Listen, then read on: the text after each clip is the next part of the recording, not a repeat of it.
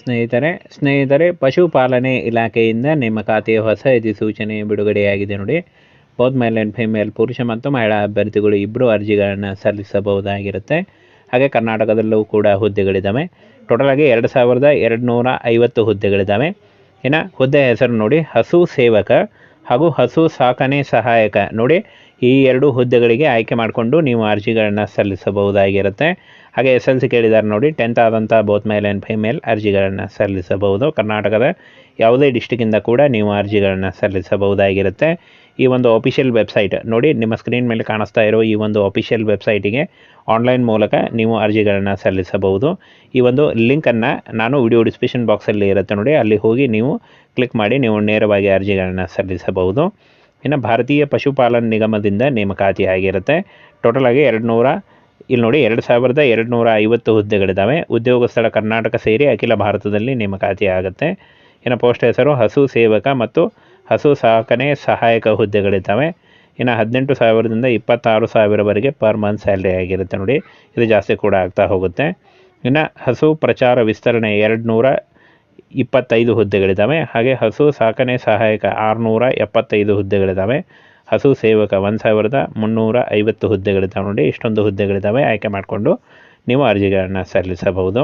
ಇನ್ನು ಫ್ರೆಂಡ್ಸ್, ಈ ಒಂದು ಹುದ್ದೆಗಳಿಗೆ SLC ಮತ್ತು PUC ಹಾಗೂ ಎನಿ ಡಿಗ್ರಿ, ಯಾವುದೇ ಡಿಗ್ರಿ ಆದಂಥ ಅಭ್ಯರ್ಥಿಗಳು ಕೂಡ ಅರ್ಜಿಗಳನ್ನು ಸಲ್ಲಿಸಬಹುದು.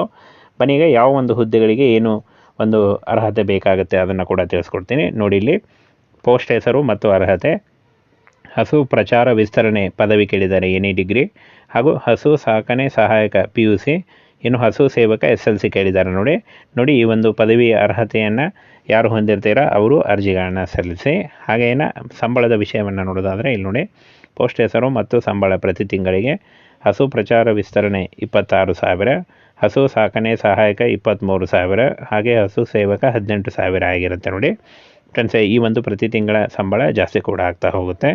ಇನ್ನು ವಯೋಮಿತಿಯನ್ನು ನೋಡೋದಾದರೆ 18ರಿಂದ 45 ವರ್ಷದ ಒಳಗಿನವರು ಕೂಡ ಅರ್ಜಿಗಳನ್ನು ಸಲ್ಲಿಸಬಹುದು. ವಯೋಮಿತಿ ಸಡಿಲಿಕೆ ಕೂಡ ಇರುತ್ತೆ ನೋಡಿ. ಇನ್ನು ಹಸು ಪ್ರಚಾರ ವಿಸ್ತರಣೆ 25ರಿಂದ 45 ವರ್ಷದ ಒಳಗಿನವರು, ಹಸು ಸಾಕಣೆ ಸಹಾಯಕ 21ರಿಂದ 40 ವರ್ಷದ ಒಳಗಿನವರು, ಹಾಗೆ ಹಸು ಸೇವಕ 18ರಿಂದ 40 ವರ್ಷದ ಒಳಗಿನವರು ಕೂಡ ಅರ್ಜಿಗಳನ್ನು ಸಲ್ಲಿಸಬಹುದು. ಫ್ರೆಂಡ್ಸ್, ಈ ಒಂದು ಹುದ್ದೆಗಳು ಸಂಪೂರ್ಣವಾಗಿ ಸೆಂಟ್ರಲ್ ಗೌರ್ಮೆಂಟ್ ಹುದ್ದೆಗಳಾಗಿರ್ತವೆ. ಬೋತ್ ಮೇಲ್ ಆ್ಯಂಡ್ ಫಿಮೇಲ್ ಯಾರು ಬೇಕಾದರೂ ಈ ಒಂದು ಹುದ್ದೆಗಳಿಗೆ ಅರ್ಜಿಗಳನ್ನು ಸಲ್ಲಿಸಬಹುದು.